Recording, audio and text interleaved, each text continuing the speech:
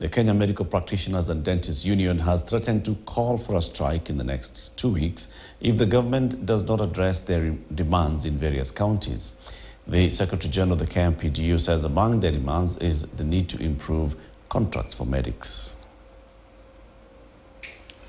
We condemn in the strongest terms the blatant disregard to the welfare of healthcare professionals who, despite the unwavering commitment to the healthcare and well-being of the Kenyans, find themselves subjected to deplorable working conditions and have now been forced to down their tools, as I've said, in Oma Bay County, and the one that is coming up in West Gishu, in Elgeyo Marakwet, and in Kitui. The major cross-cutting issues affecting our members include the impositions of poor and demeaning contracts, like the one we saw in Nairobi, the one which is in Elgeyo Marakwet, and the one in Kenyatta National Hospitals, where doctors are given contracts that are paying them half the salaries that are negotiated in the CBA. We can't allow this to continue. We can't allow exploitation to continue.